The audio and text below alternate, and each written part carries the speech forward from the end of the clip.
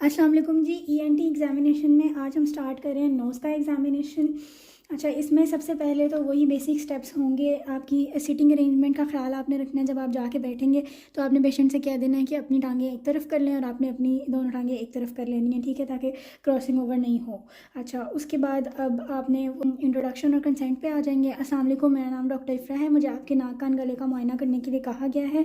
इसमें आपको किसी किस्म की तकलीफ़ नहीं होगी। कोई भी मसला हुआ तो आपने मुझे बता देना है, हम मुआयना रोक देंगे। उम्मीद है आप ताउन करेंगे। शुरू करते हैं। अच्छा, इसके बाद एक्सपोजर आ जाता है। आइडियली तो जो एक्सपोजर है वो आपका बेसिकली यहाँ तक जो है वो होना चाहिए। अगर फ़ीमेल पेशेंट हैं तो आपने उनको दुपट्टा या स्कार्फ वगैरह साइड पे करने का कह देना है। और अगर ज्वेलरी उन्होंने कोई पहनी हुई है, लाइक कोई नोज़ पिन वगैरह पहनी हो, तो आपने उनको वो भी रिमूव करने का कह देना है।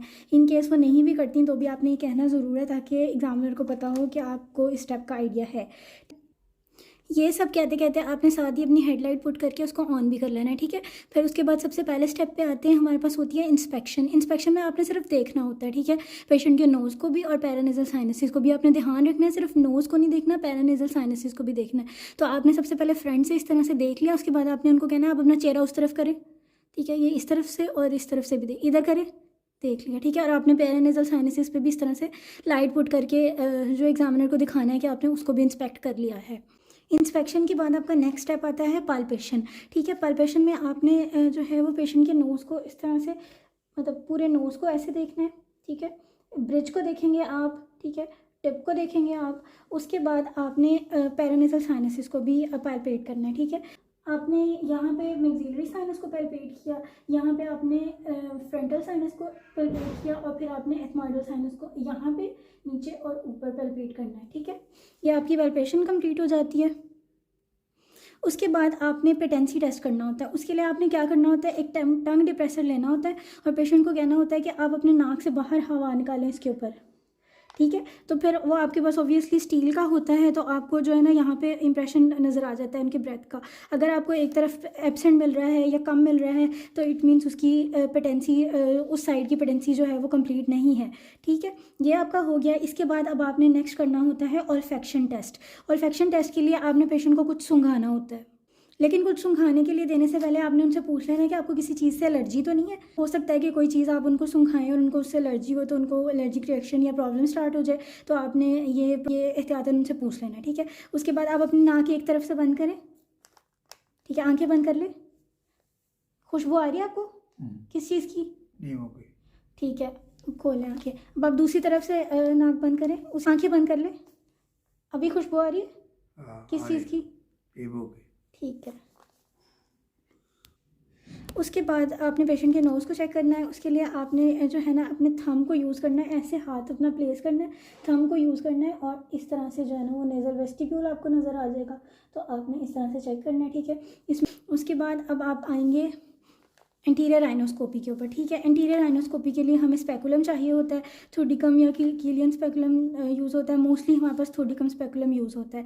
अच्छा, ऑब्वियसली अभी मेरे पास इंस्ट्रूमेंट्स तो नहीं है, लेकिन ये कुछ इस तरह से जो है ना वो थोडिकम स्पेकुलम आपको नज़र आ रहा होता है। तो इसमें सबसे इंपॉर्टेंट बात जो होती है ना वो ये होती है कि आपको पता होना चाहिए कि आपने इसको पकड़ना कैसे है।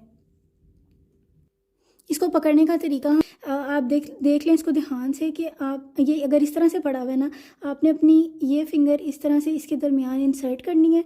ऊपर से आपने अपना थंब जो है वो उसको यूज़ करके इसको फिक्स करना है। फिर आप अपनी मिडल फिंगर इस तरफ लाएंगे और इस तरह से जो है ना वो आप इसको पकड़ेंगे, ठीक है। ये तरीका होता है इसको पकड़ने का। इसी तरीके से आपने इसको पकड़ना होता है, ये इस तरह से, ठीक है। यहाँ पे आपकी इसके दरमियान में आपकी इंडेक्स फिंगर है, ये वाली आपकी मिडल फिंगर है और ये आपकी थर्ड फिंगर है, ठीक है। और ये इस तरह से आपने इसको पकड़ लेना होता है, ठीक है। अब आपने इसको कम्प्लीटली क्लोज करके पेशेंट के नोज़ में इंसर्ट करना होता है, ये इस तरह से, ठीक है। अब ऐसे क्लोज करके आपने ऐसे नोज़ में इंसर्ट करना होता है, देखना है, ठीक है। नोज़ को इंसर्ट करके फिर आपने इसको पार्शली ओपन रख के बाहर निकालना होता है, क्योंकि अगर आप इसको कम्प्लीटली क्लोज करके बाहर निकालेंगे तो आप हेयर्स को प्लग कर सकते हैं, ठीक है। तो आपने ये नहीं करना होता। यहाँ पे आपकी इंटीरियर राइनोस्कोपी हो जाती है। इसमें आपको नेजल कैविटी नज़र आती है, टर्बिनेट्स, सेप्टम और म्यूकोजा वगैरह आप देख सकते हैं, ठीक है। उसके बाद हम आते हैं पोस्टीरियर राइनोस्कोपी के ऊपर। पोस्टीरियर राइनोस्कोपी करने के लिए आपके पास एक मिरर होता है, ठीक है, वो मेरे पास अवेलेबल नहीं है, लेकिन एक चीज़ होती है उसमें आपने जो ध्यान रखना होता है, मतलब इसी को सपोज कर लें आप, अगर वो मिरर है तो इस तरह से जो है ना कर्व्ड होता है पोस्टीरियर राइनोस्कोपी वाला मिरर। और जो हमारे पास आइडियल में यूज़ होता है इंडायरेक्ट लैरिंजियोस्कोपी में, वो बिल्कुल उसकी यहाँ पे ये कर्व नहीं मिलता आपको, बल्कि वो बिल्कुल स्ट्रेट होता है। तो ये चीज़ आपने बहुत ध्यान से देख लेनी है। अगर दोनों पड़े में तो आपको पता होना चाहिए कि कौन सा उठाना है, ठीक है। ये करने के बाद अब आप जो है वो सपोज़ कर लें कि अगर ये मिरर वाली साइड है, ठीक है, ये मिरर वाली साइड है, तो ये जो दूसरी वाली साइड है ना, इस तरह से आपने इसको रखना है। नीचे आपके पास लाइटर होगा, आपने लाइटर से इसको जो है ना गर्म करना है, ठीक है। थोड़ा सा 1-2 सेकेंड करेंगे तो आप ये गर्म हो जाएगा। आपने पेशेंट को साथ साथ बताते जाना है कि मैं इसको इसलिए गर्म कर रही हूँ ताकि इस पर भाप ना बने और मैं आपके गले का अंदर से मुआयना कर सकूँ, ठीक है। ये कहने के बाद अब आपने जब इसको गर्म कर लिया है तो अब आपने सबसे पहले जो है ना अपनी से लगा कर देखना है, और ठीक है, और उसके बाद आपने पेशेंट के हाथ पे इस तरह से लगा के दिखाना है कि ये गर्म नहीं है, ठीक है। रीअश्योर कर देना है कि ये गर्म नहीं है, आपको कोई मसला तकलीफ नहीं होगी, ठीक है। ये करने के बाद अब आप टंग डिप्रेसर लेंगे और ये जो आपने इसको गर्म किया था इसने आपने इसको इस तरह से रख लिया, ठीक है। जो शीशे वाली साइड होगी उसको आपने ऊपर रहने देना है, ठीक है, क्योंकि आपने एग्जामिन करना है। आपने इसको जो है ना वो उनके माउथ में इंसर्ट करना है। आपने उनको कहना है कि अपना मुंह खोले, ठीक है। टंग डिप्रेसर इंसर्ट किया आपने, उसके बाद अब आपने जो है ना इसको इस तरह से इंसर्ट किया और आपने देख लेना, ठीक है। लेकिन एक चीज़ का आपने ध्यान रखना है कि आपने पोस्टीरियर फेरेंजियल वॉल जो है उसको टच नहीं करना, क्योंकि गैग रिफ्लेक्स आ जाता है। अगर आ भी जाए तो इतनी कोई प्रॉब्लम की बात नहीं है, लेकिन आप थोड़ा पीछे ही रखें तो बेहतर है, ताकि स्मूथली आपका जो प्रोसीजर है वो चलता रहे, ठीक है। ये करने के बाद अब आपका यहाँ पे जो है वो नोज़ का एग्जामिनेशन के जो बेसिक स्टेप्स हैं वो कंप्लीट हो जाते हैं। अब हम रेलिवेंट एग्जामिनेशन पे आते हैं। ये भी बहुत इंपॉर्टेंट पार्ट है, आपने इसको मिस नहीं करना। रेलिवेंट एग्जामिनेशन में आपने ईयर और थ्रोट को भी थोड़ा सा देख लेना है, ठीक है, एक दफ़ा। तो आपने थ्रोट को पेशेंट कहना है मुंह खोले, ठीक है, हल्का सा टंग डिप्रेसर डाल के आप एक दफ़ा जो है वो नज़र मार लेंगे ओरल कैविटी के अंदर। उसके बाद आपने जो है वो ईयर को एक दफ़ा देख लेना है, ठीक है। अब स्पेकुलम अवेलेबल है तो भी ठीक है, नहीं है तो भी आप पहले सिंपली उसको इंस्पेक्ट करेंगे, ठीक है, ईयर को इस तरह से। और उसके बाद अगर आपके पास इन केस जो है वो स्पेकुलम पड़ा हुआ है तो आप उसको भी डाल के एक दफ़ा जो है वो ईयर को इस तरह से ऑब्जर्व कर सकते हैं, ठीक है। तो आई में सबसे पहले आप इंटरकैंथल और इंटरपिप्यूलरी डिस्टेंस देखते हैं, ठीक है।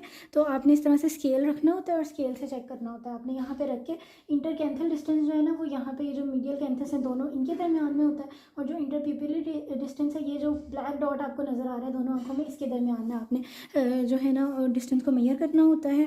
उसके बाद अब आपने पेशेंट से पूछना होता है कि आपको नज़र ठीक आ रहा है, ठीक है। और ये कितनी उंगलियां हैं? 1 2। ठीक है, ये आपने देख लिया। उसके बाद आप कलर पूछ सकते हैं, आप उनसे पूछ सकते हैं कि बता दे कौन सा कलर है।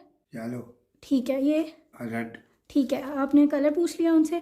उसके बाद अब आपने एच, जैसे आप आई की एग्जामिनेशन की वीडियो आ गई हुई है, आप उसमें देख सकते हैं कि आपने एच बनाना होता है extra ocular muscle movements check करने के लिए, तो आपने वो बना लेना। उसके लिए आपने पेशेंट को कहना है कि जहाँ जहाँ मैं अपनी उंगली लेकर जाऊँ आपने वहाँ वहाँ देखना है, ठीक है। तो आपने वो एच बना लेना जो आप आई की एग्जामिनेशन में बनाते थे। सर को नहीं हिलाना, सिर्फ देखना है।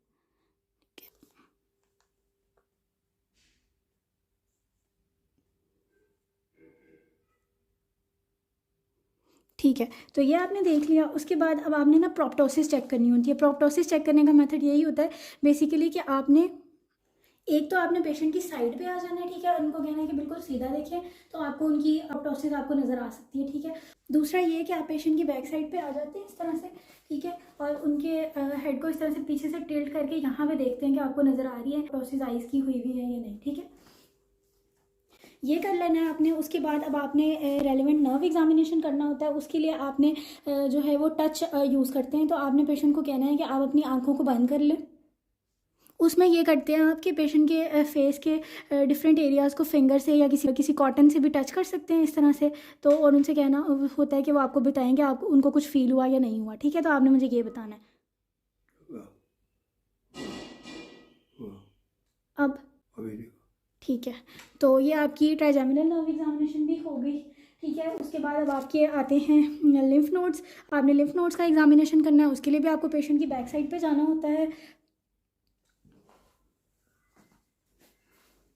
यहाँ पे आप करते हैं सबमेंटल, उसके बाद सबमैंडिबुलर लिम्फ नोड्स को करते हैं, ठीक है। उसके बाद यहाँ पे टॉन्सिलर, उसके बाद pre auricular, post auricular occipital करते हैं। फिर आपने पेशेंट को कहना है कि अपने हेड को थोड़ा सा टिल्ट कर लें, ठीक है, इतने ये थोड़ी सी गर्दन को इस तरह टिल्ट कर लें। इस तरह से आपके उनकी जुगुलर वेन पे प्रेशर नहीं पुट करते, ठीक है।